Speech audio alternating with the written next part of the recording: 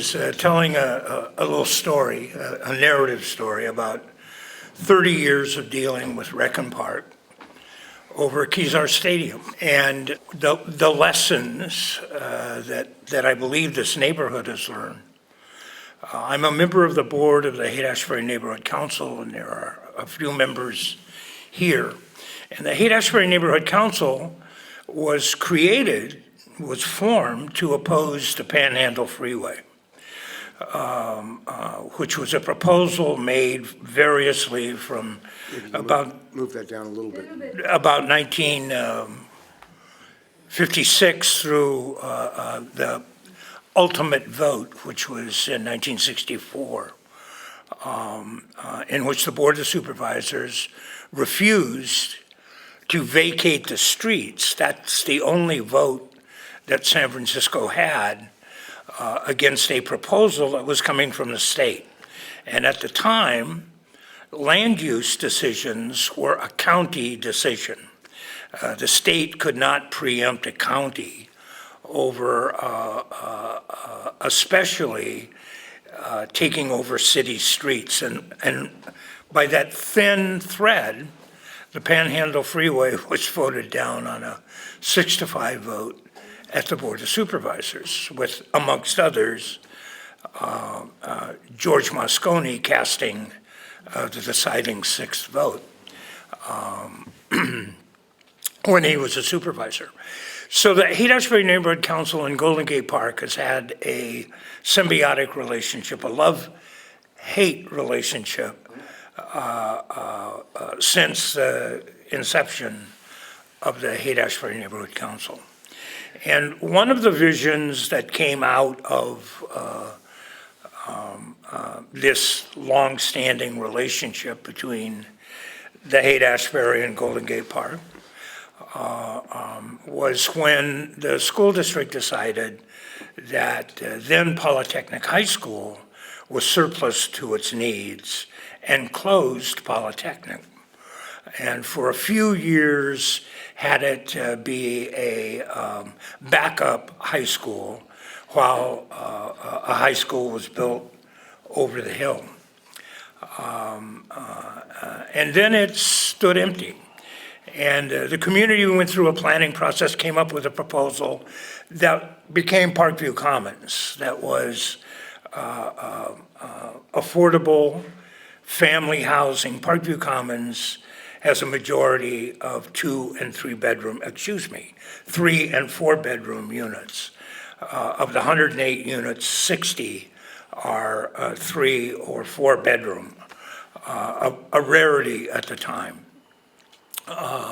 Part of that vision was dealing with empty Kazar Stadium. Kazar Stadium, for folks who don't know, was the premier football pitch in San Francisco. And for, I think, 25 years, it was the home of the San Francisco 49ers. And great stories are told around the neighborhood of kids renting their neighbor's garage driveway to 49er fans for parking without, of course, the understanding or permission of the owner of the driveway. It was an entrepreneurial endeavor that was still fondly remembered by some old-timers in the neighborhood. Part of the planning process, the community planning process, that involved people from the Inner Sunset as well as the Haight-Ashbury around Parkview Commons was Kazar Stadium. And again, to make a long story short, Art Agnos, when he was elected mayor, agreed that Kazar Stadium should be rebuilt. And it should be rebuilt at the community's insistence as an open recreational facility, open much like the polo fields, in which the primary use would be recreational and high school and middle school sports, football and track. And so a Olympic-size field for soccer was built that greatly accommodated American football. And a first-rate, then state-of-the-art track was built. And as soon as the facility was built, Recon Park, well, before it was built, the plans that were approved had no exterior fence. It was totally open. There was some tree planting, but there was no fence. As it was built, we noticed a fence being built. And so we engaged with Recon Park, and straight up, we want it for a revenue-producing facility. We need revenue. And we want to be able to fence it off from the public.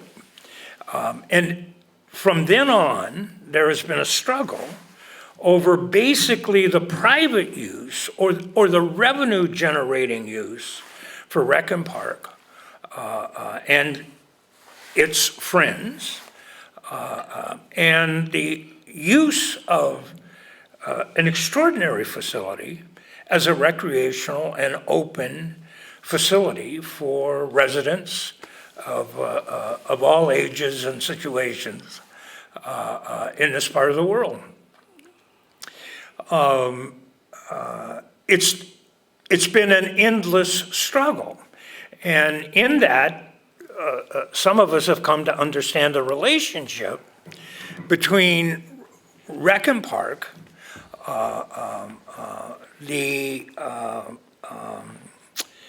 basically the real estate development community, realtors, developers,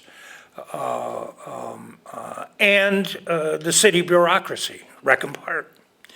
And there is a natural affinity on the part of the bureaucracy to prefer to deal with, well, first of all, Recon Park is a revenue department, but it's a revenue department that is supported by, overwhelmingly, by funds from the general fund. Although it likes to promote itself as a revenue department, it is a general fund funded department like the police department, like the fire department, like the Department of Health and Human Services. But they, as is not uncommon with bureaucracies, they basically view the facilities as theirs in trust of public use. They know better. And specifically, what the bureaucracy of Recon Park, and it's incredibly consistent over time, prefers is not to pay for the ongoing maintenance of any facility, but to build new facilities or to create new potential revenue sources. And you cannot really understand the great highway struggle unless you understand that aspect of the relationship between Recon Park and the real estate industry in San Francisco. In my view, the essential reality of the park in the West is to provide that park space for the dramatic increase in residential density being proposed by Mayor Lurie for all of Western San Francisco and virtually all of Central San Francisco, including this neighborhood. We're talking about, as a matter of right development, of 80, 90, 120 feet. By as a right, I mean no public hearing. The permits are issued. You go in, you apply for it, and it is issued as a right. to the developer. The greatest density is proposed, of course, along the waterfront, and it will be that real estate value will be preserved by a public open space along the beach. And the fact that residents weren't part of the planning process is exactly how it was supposed to work. This was a deal made basically by real estate investment interests and the city bureaucracy. So too with the ongoing struggle around Kazar Stadium. Last May, the Rec and Park Commission accepted a lease negotiated by the department with a professional soccer team, a 10-year lease for which there would be the normal payment for every game, which is about $85,000 to $10,000, $8,500 to $10,000, and this additionally, the team has committed to investing $10 million in the facility. All of the seats in the facility will be replaced by more comfortable seats. Those seats are the seats from Candlestick Park. They will be replaced for more comfortable seats for the viewers of soccer, of the soccer league that will be there. And the scoreboard will be greatly enhanced, will be much larger. They wouldn't let us know how large. And yes, there will be, how the staff describe it, there will be advertisements on the scoreboard, but not commercials. That's a very fine distinction. Yes, there will be advertisements, but they won't be commercials. The extraordinary aspect of the deal, well, the improvements will total $10 million over a 10-year life of the lease that is able to be extended for a full period of 30 years, an extraordinarily long time. $10 million for improvements that are basically aimed not at improving the experience for recreational users, but are mainly aimed at increasing the value of the venue to a commercial soccer team. So it is in that, complex set of relationships that we learn at the end of this, that it turns out that the owner of the soccer team, who has just been granted the lease, contributed about $800,000 over the years to Mr. Lurie's private foundation.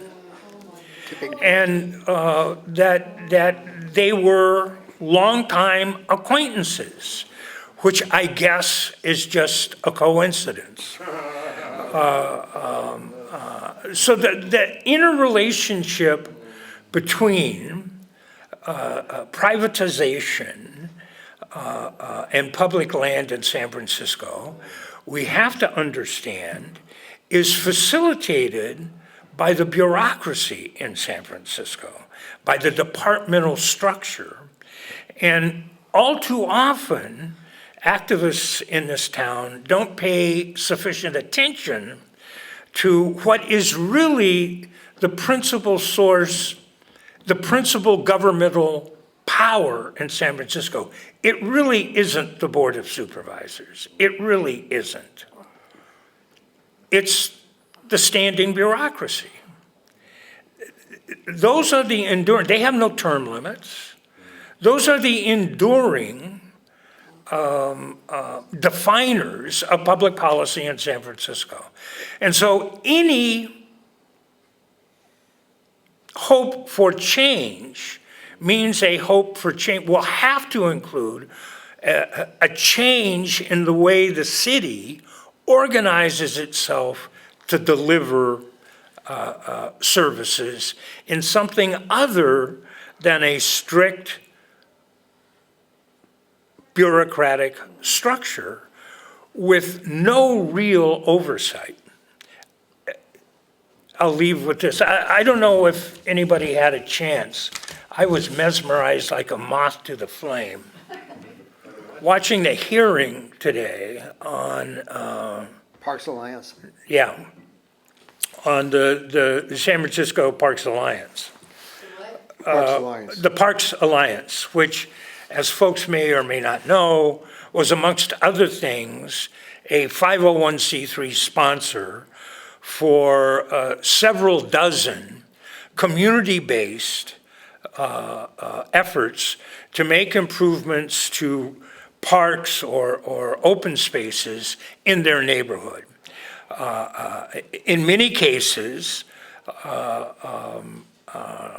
doing work that a more publicly oriented rec and park department might have done, but didn't, and was left to the good heart and decent activity, volunteer activity, of residents of those neighborhoods. Anybody who knows the game knows that if you accept a grant from a foundation, the foundation wants to know that you're a 501c3 or at least have a nonprofit tax-exempt sponsor. Well, these are neighborhood and community volunteer groups. They aren't going to incorporate a 501c3.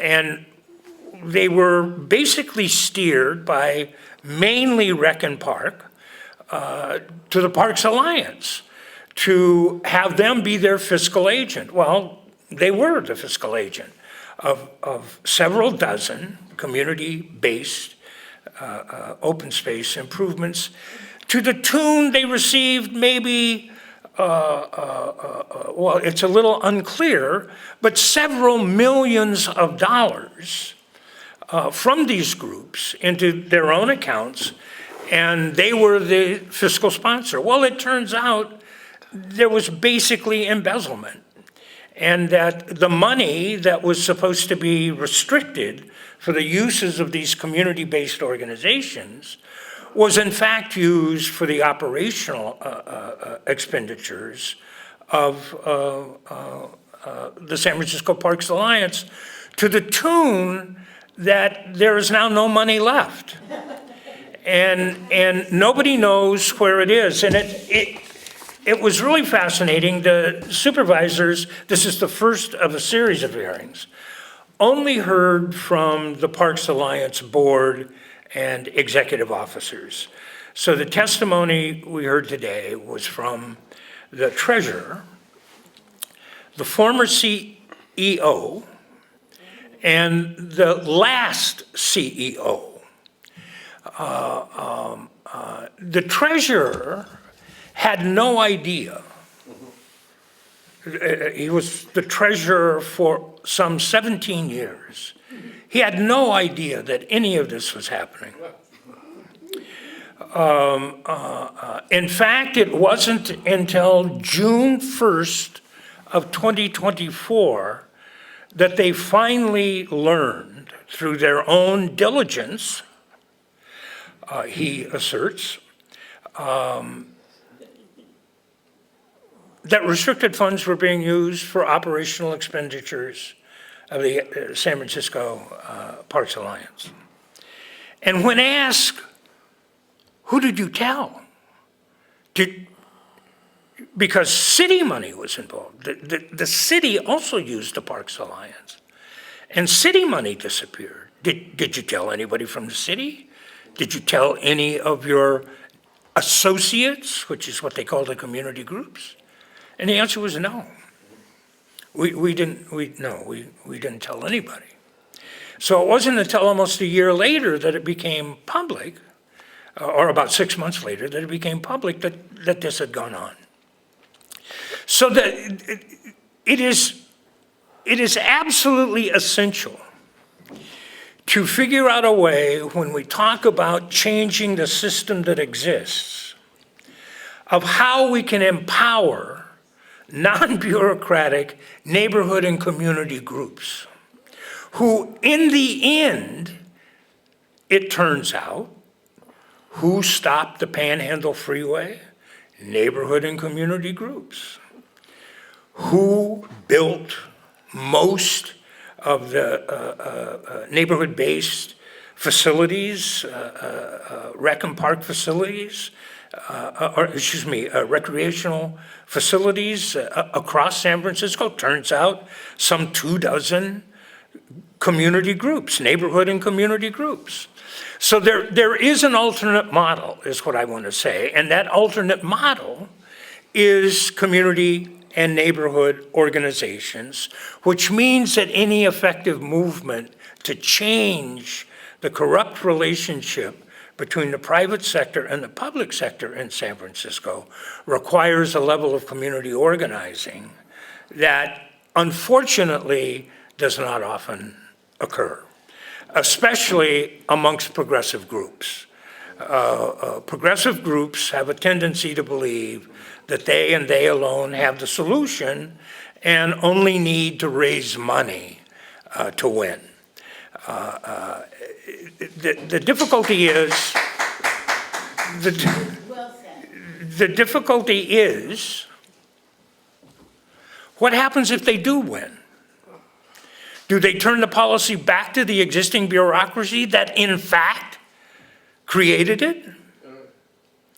Or must we also create an alternate way of delivering? Sanders says, as the billionaires increasingly control government at all levels, corruption increases.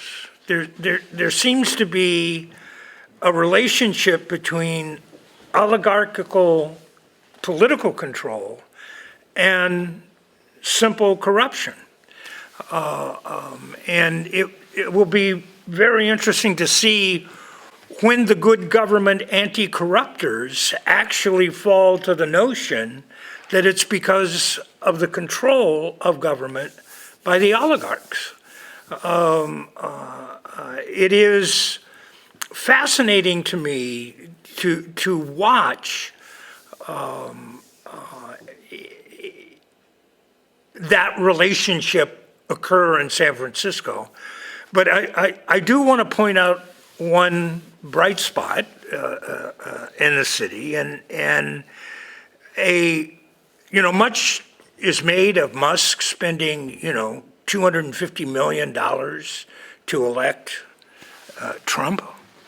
And unremarked in the local press is that Mr. Moritz, in the last 5 years, has spent almost $400 million to influence San Francisco politics.